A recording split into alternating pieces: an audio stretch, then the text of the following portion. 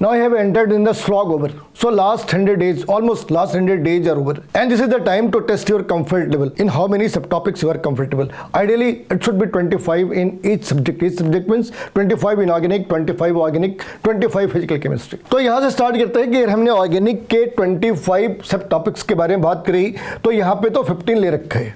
जो चीज़ें इंपॉर्टेंट है वो क्या है? जो चीज़ें इंपॉर्टेंट है वो ये कि सबसे ज़्यादा प्रिपरेशन और प्रिपेरिटीज के सवाल आते हैं। प्रिपरेशन प्रॉपर्टीज तुम देखोगे हर बार प्रिपरेशन प्रॉपर्टीज के ऊपर सबसे ज़्यादा सवाल पूछे। यानी अगर इसे इस तरीके से कहे कि प्रिपरेशन प्रॉपर्टीज ऑर्गेनिक की एक बेसिक पार्ट्स है, यहाँ पे इस साल कितने सवाल आए हैं और यहाँ पे पीछे 10 सालों में कितने सवाल आए।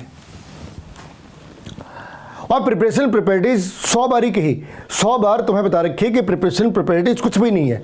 क्या है ये? कन्वर्जन और इसके साथ डिस्टिंग्विश, हाउ टू डिफरेंशिएट।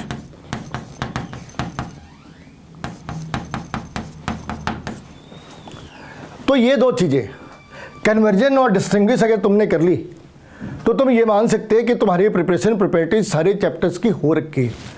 तो प्रिपरेशन प्रॉपर्टीज के बाद जो दूसरा पार्ट है वो है आइसोमर्स के। तुम देखोगे आइसोमर्स इन्होंने हाइड्रोकार्बन के खूब पूछ रखे।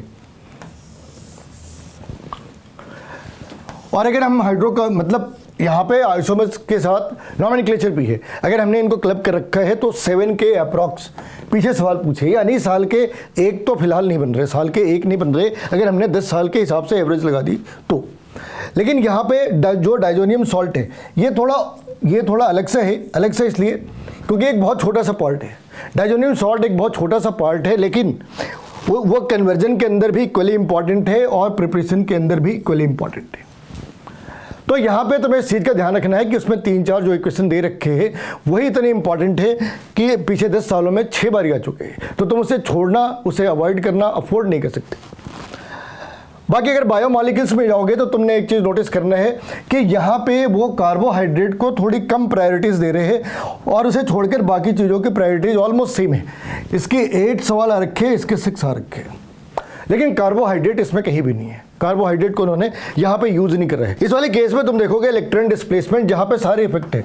कौन से इफेक्ट ज़्यादा इंपॉर्टेंट है?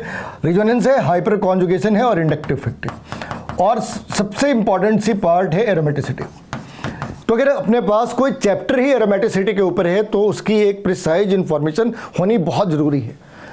तो ये सारी चीज़ें ऑर्गेनिक की है, ये सारी चीज़ें ऑर्गेनिक की है। अब सवाल ये है कि तुम्हें कैसे मालूम होगा कि तुम इन 15 टॉपिक्स के अंदर कंफर्टेबल हो या नहीं।